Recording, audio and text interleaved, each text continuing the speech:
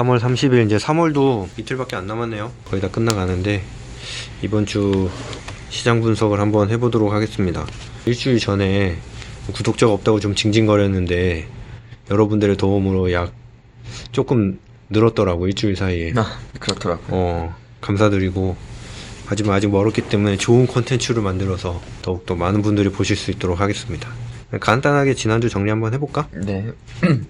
일단 전체적으로 위험자산의 반등이 좀 나왔던 한 주라고 요약할 수 있습니다. 그래서 일단 코로나19 영향이 반영된 경제지표들, 예를 들면 미국에서의 실업자 청구 건수 같은 게 좀 나왔는데 사상 최대치를 기록했음에도 불구하고 컨센이 워낙 이제 최악을 반영하고 있어서 일부 악재소로 좀 반영이 되면서 반등했던 모습으로 볼 수 있습니다. 그래서 이제 극도의 어떤 현금화 수요를 보였던 그런 부분들은 조금 약해지면서 다시 안전자산들의 가격은 좀 상승하는 모습을 보였습니다. 주식 인덱스 쪽을 말씀드리면은 각 중앙은행들의 공격적인 부양정책을 이제 긍정적으로 보여주면서 기술적으로는 반등에 성공했습니다. 하지만 이제 주 후반으로 갈수록 리스크는 재부각되면서 되돌리는 모습을 보였습니다. 채권 같은 경우에는 미국 코로나19 확진자 수가 이제 중국을 넘어서는 모습을 보이면서 안전자산으로서의 수요가 다시 증가하는 모습을 보여줬고, 이제 유가 같은 경우에는 경기 침체 우려, 그리고 산유국들의 실제로 이제 증산 의지, 어떻게 보면 유가 전쟁을 계속하는 그런 의지를 확인함에 따라서 하락하는 모습을 보였습니다. FX 쪽은 일단 극도의 어떤 달러화 수요는 약간 이제 잦아드는 모습을 보이면서 여타 다른 FX들은 달러에 대해서 강세를 보이는 한 주로 요약할 수 있습니다. 우선 전반적인 시장 상황에 대해서는 요약이 좀 잘 됐고요. 이번 주부터 해서 보시면 아시겠지만 썸네일도 좀 바꾸고, 그리고 이제 이 내용은 비슷한데 약간 양식을 좀 바꾸긴 했는데, 썸네일을 보면 저희가 이번에 시장 리뷰를 통해서 전달하는 메시지가 명확한데, 지난주에 주식시장이 일정 부분 반등은 있었지만 그게 주식시장의 지속적인 반등이나 안정으로 이어지지는 않을 거다에 대한 게 오히려 다시 한번 하락 추세가 다시 시작이 되지 않을까, 이번 주에는.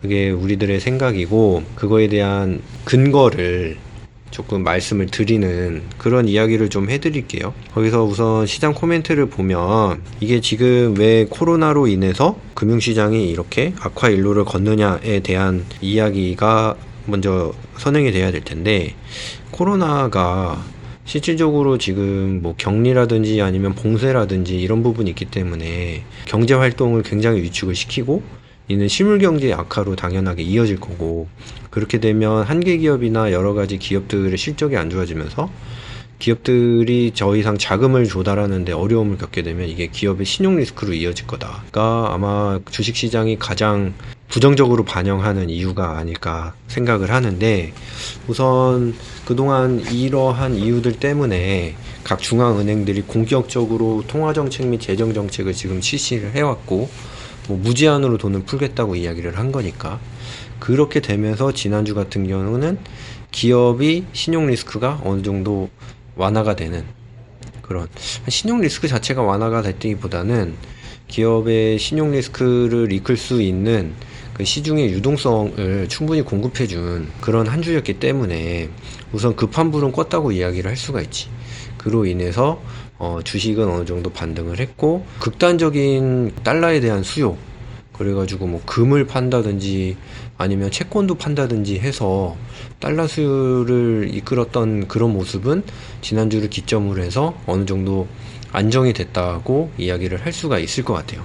근데 여기서 문제가 되는 게 뭐냐면, 그럼 과연 이게 지속적으로 코로나에 관련된 리스크가 안정화가 되는 모습을 보일 거냐, 그거는 좀 어렵지 않을까 하는 게 우리들의 생각이에요. 저희들의 생각. 그 근거를 말씀을 드리면, 우선 돈을 품으로 해가지고 계속해서 말씀드렸던 어떤 기업의 당장의 부도 위기는 조금 많이 나아지긴 했지만, 과연 이게 실물 경제의 반등으로 이루어질 거냐에 대한 게 좀 필요해요. 그거에 대한 우리의 예상이 좀 필요한데, 솔직히 그건 쉽지가 않지. 실물 경제는 이제 시작이라고 봐야 돼.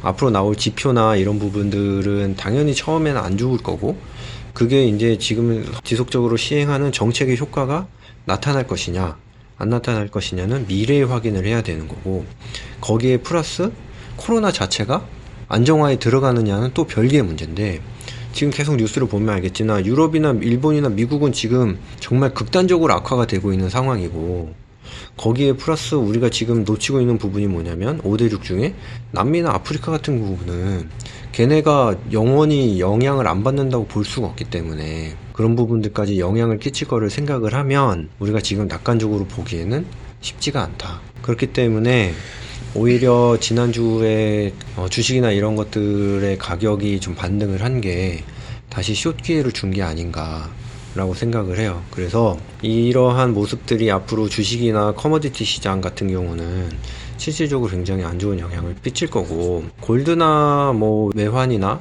팩스나 채권 같은 경우는 전통적인 리스크 오프의 모습을 보이지 않을까. 급한 불은 껐으니까 달러 강세, 골드 가격 상승, 채권 가격도 강세, 이런 모습이 되지 않을까라고 생각을 하고 있어요. 그래서 지난주에 반등을 했다고 해서 지속적으로 주식이나 이런 쪽에 투자나 뭐 이런 거 롱을 잡는 거는 약간 경계해야 되지 않을까라고 생각을 합니다. 그렇기 때문에 우리가 지금 봤을 때도 주식이나 커머디티 시장은 계속해서 지속적으로 안 좋을 거라고 생각을 하기 때문에 이번 주에 봐야 할 것도 미국 인덱스나 원유 가격은 좀 봐야 될 것 같아요. 원유 가격은 지금 월요일 선물 시장 시작하자마자 지금 20불 초반인 거지? 20불을 중간에 한번 깼던 걸로 좀 기억하거든요. 잠깐 깼을 거야. 근데 이런 상황이면은 계속적으로 조금 원유 가격은 지금 10불 때도 볼 수 있지 않을까 하는 생각이 좀 드네. 네, 저도 일단 원유가 먼저 반응을 좀 하는 게 어떻게 보면은 시그널일 수도 있어서 원유 가격을 잘 봐야 될 것 같아요. 그래서 원유 가격이 아마 20불을 까고 내려가서 10불대에 안착을 하게 된다면 어떤 실물 경제에 대한 두려움이 시장 참가들한테 더욱더 커지면서 주식에도 당연히 안 좋은 영향을 끼치지 않을까, 네. 그렇게 생각을 하고 있어요. 그래서 이런 경우에는 우리가 지속적으로 이야기를 하지만 크게 전략상의 변화는 없다. 가능하다고 그러면 짧게 대응을 해가지고 이렇게 보는 게 좀 좋을 것 같고, 2, 3년 후에 투자를 봐서 다시 뭐 좋은 주식을 사겠다라는 거는 별로 그렇게 추천을 하고 싶지는 않습니다. 특히 요즘 이슈가 많이 되잖아. 삼성전자에 대해서. 뭐 삼성전자 안 망할 거라고 생각을 해가지고 지금 저점 가격이라고 생각을 하고 개미들이 많이 사고 있다, 그런 이야기들이 지금 나오고 하는데, 저는 아직도 그런 부분에 대해서는 별로 그렇게 추천을 드리지 않는다. 뭐 삼성전자가 뭐 향후에 진짜 뭐 큰일이 나거나 뭐 그럴 수 있는 그런 기업은 아니지만, 그럼에도 불구하고 삼성전자를 사고 싶다 하더라도 조금만 참고 기다리면 지금보다도 더 좋은 가격에 매수를 할 수 있는 기회는 올 것이다. 하지만 지금 당장은 아니지 않을까, 좀 오랫동안 기다려야 되지 않을까, 좀 그렇게 생각을 해요. 그래서 나는 만약에 한다고 그러면 오히려 ETF 쪽을 약간 인버스 쪽으로 보는 게 맞지 않을까. 왜냐면 지금 종목 자체를 이런 상황에서 아무리 좋은 종목을 고른다 하더라도 매수 쪽으로 좋은 수익률을 거두기는 그렇게 쉽지 않다고 생각을 하기 때문에, 이게 우리 채널에 대한 마켓 리뷰를 좀 지속적으로 보면 좋겠다고 생각을 하는 게, 주식을 하는 사람들은 대부분이 롱 바이어스 돼 있잖아.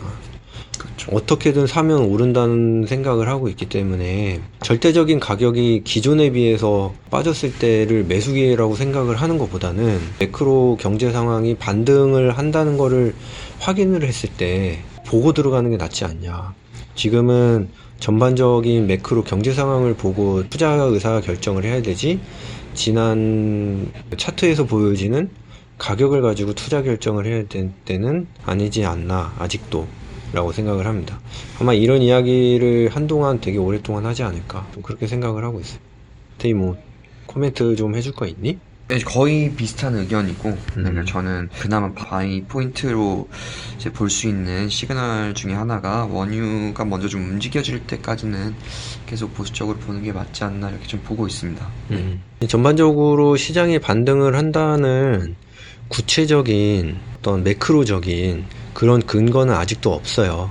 그래서 그거를 잊지 않고 의사결정을 하시는 게 필요한 한 주가 되지 않을까 라고 생각을 합니다. 3월도 이틀밖에 안 남았는데 잘 마무리하시고 4월 달에 뵙도록 하겠습니다. 그리고 혹시 궁금해 하실 것 같긴 한데, 건영이가 지금 계속 출근을 못하고 있는 상황이어서 건영이 실전편을 못 찍고 있는데 아마 한 4월 정도에 돼서 어느 정도 안정이 된다고 하면 건영이의 1분기 수익률, 실적을 가지고 한번 정리를 하는 그런 영상을 찍어보도록 하겠습니다. 자, 그럼 오늘도 건강한 하루 되시길 마무리하겠습니다. 네, 수고하셨습니다.